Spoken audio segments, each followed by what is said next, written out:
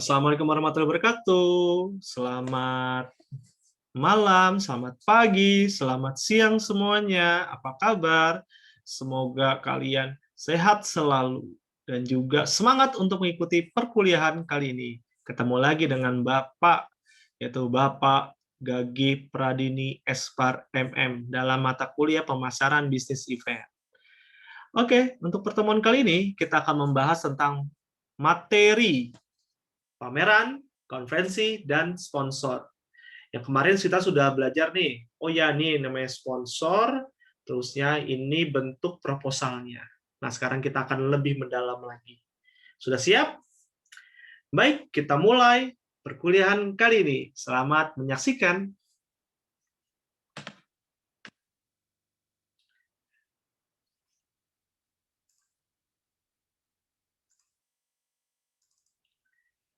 Yang pertama adalah pameran dan juga konferensi.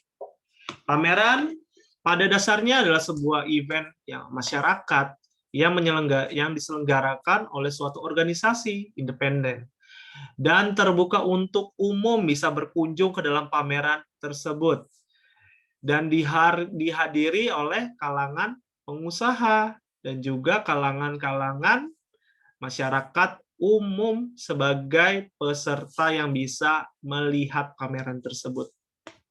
Biasanya pameran itu memamerkan produk-produk maupun jasa-jasa ataupun hasil seni yang bisa dipamerkan di exhibition atau di pameran. Contoh, ada pameran mobil, ada pameran motor, ada pameran hewan peliharaan seperti anjing dan kucing, dan pameran rumah, dan sebagainya. Ada juga kayak travel fair, itu juga bentuk pameran. Sedangkan kalau untuk konferensi itu, ya tidak ada unsur untuk memamerkan produk, tetapi konferensi itu untuk biasanya pidato terbuka dan memberikan pengetahuan, dan juga bentuknya itu adalah biasanya dalam suatu organisasi itu tukar pendapat. Seperti itu. Baik, selanjutnya adalah seminar. Nah, seminar ini skupnya lebih kecil nih. Biasanya diselenggarakan sebagai event yang lebih privat. Nah, biasa diselenggarakan seringkali demi kepentingan perusahaan.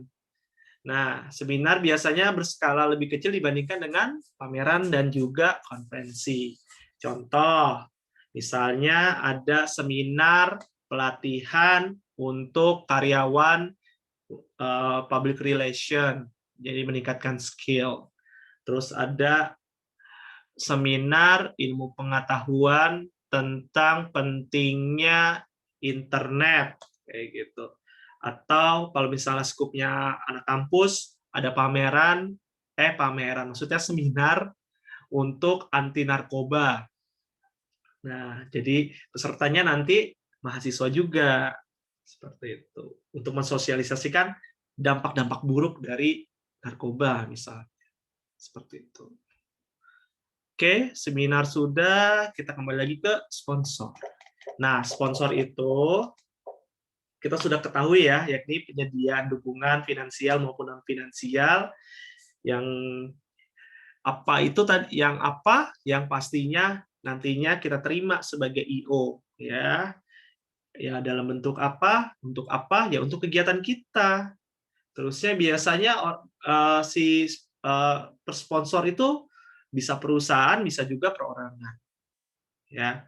Dan diberikan kepada yang pantas, kegiatan yang pantas untuk diberikan dana maupun non finansial ya. Alasan pemberian sponsor menunjukkan niat baik perusahaan dan menciptakan suatu pemahaman posisi di kalangan khalayak publik ya, jadinya ujung-ujungnya biar si perusahaannya namanya up dan juga produk-produknya up. Dan alasan penyediaan sponsor itu ada dua, yaitu pertama adalah penyediaan sponsor untuk iklan, jadi mengiklankan nih visi misi, terus memberikan dana untuk mengadakan suatu event, dan sebagai imbalannya mereka dapat memasang iklan di sela-sela acara tersebut ya. Jadi iklannya misalnya sekolah terkenal. Oh iya, nanti di pidato, di tengah sehabis pidato misalnya nanti disebutin disponsori oleh sekolah terkenal. Kayak gitu. Ya. Terus yang kedua adalah untuk publikasi. Yaitu publikasi apa? Public relation. Jadi penyediaan dana.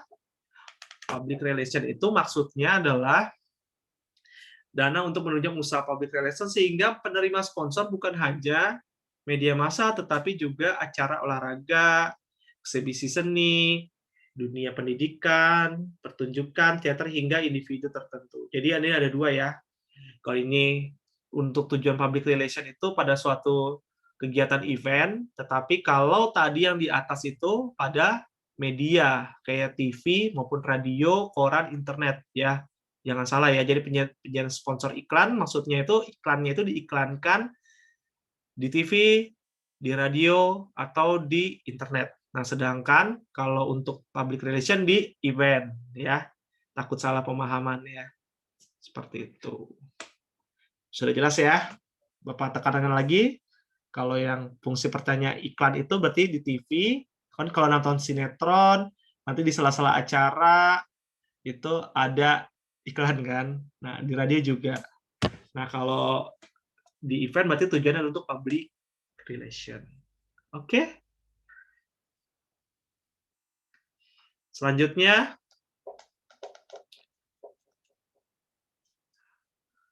objek sponsor. Ya, kira-kira apa aja sih yang disponsorin? Kegiatan apa aja sih?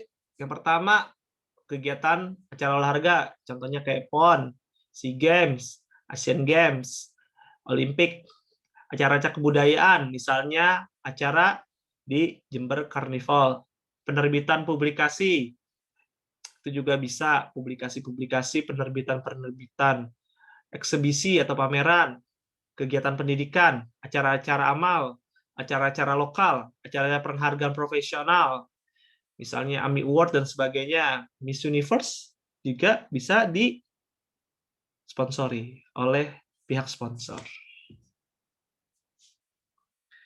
Hal-hal yang diperhatikan, yang satu, untuk diperhatikan dalam pemberian sponsor, biasanya memastikan tujuan dari penyelenggaraan acara akan disponsori. Tujuannya apa nih? Amal. Oh, tujuannya adalah amal. Saya berani sponsorin amal. Gitu. Tujuannya bagus untuk bisa membantu anak yatim supaya bisa bersekolah misalnya. Terus yang kedua, memilih bidang kegiatan yang paling sesuai dengan tujuan acara maupun kepentingan pihak penyedia sponsor. Berarti kalau kita acara yatim ini biasanya kita minta sponsor kemana? Oh, banyak yang anak bayi, bisa ke Pampers atau diapers atau popok, susu bayi, susu balita, susu anak-anak. Terus apalagi biasanya yang cocok jadi sponsor untuk amal. Misalnya pakaian, seperti itu. Yang ketiga, memastikan bahwa biaya yang dikeluarkan sesuai dengan tujuan yang diraih. Jadi value yang didapat oleh perusahaan sesuai dengan yang duit yang dikeluarkan oleh perusahaan. Jadi berdasarkan pertimbangan-pertimbangan itu, sponsor pasti mengharapkan imbalan dong. Apa aja sih? Yang pertama adalah menciptakan atau mempertahankan nama baik. Ya, jadi oh iya, dengan nanti saya ikut bersponsor di kegiatan amal, nantinya nama baik perusahaan juga meningkat seperti itu. Yang kedua adalah membangun citra perusahaan. Sejalan dengan nama baik yang meningkat, karakteristik misi atau visi sifat positif perusahaan perlu diperkenalkan juga pada masyarakat. Contoh, oh ini diapers merek X, ramah lingkungan, tidak mencemari lingkungan, limbahnya. Oh ya, susu merek Ceria, sangat baik untuk bayi. Harganya juga valuable, sangat murah, ekonomis, seperti itu.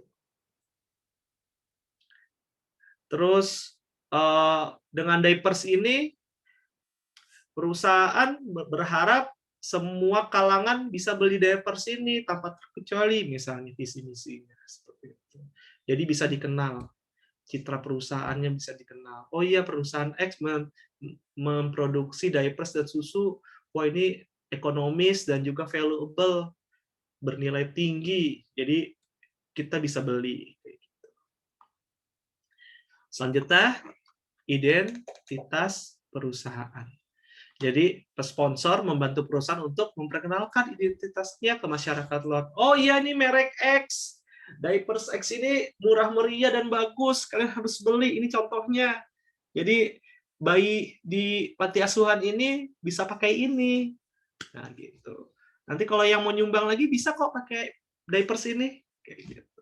Oh, susu ini juga bagus, susu ceria. Jadi harganya murah, rasanya enak, dan manfaatnya banyak. Jadi kita ceria. Seperti itu ya, identitas perusahaan, produknya juga meningkat. Selanjutnya, mengakrabkan nama perusahaan. Jadi nama perusahaan jadi terdengar. Jadi ingat terngiang-ngiang. Dan menonjolkan keramah tamahan serta merangsang minat wartawan untuk dapat meliput. Itu adalah tujuan dari sponsorship ya. Baik, nanti kita lanjutkan berikutnya, yaitu tentang perencanaan sponsor di materi ke-10. Kurang lebih mohon maaf. Wassalamualaikum warahmatullahi wabarakatuh. Terima kasih banyak. Sampai jumpa di pertemuan ke-10. Dadah. Bila ada pertanyaan seperti biasa, bisa tanya ke WhatsApp grup dan juga forum. Dadah, terima kasih banyak.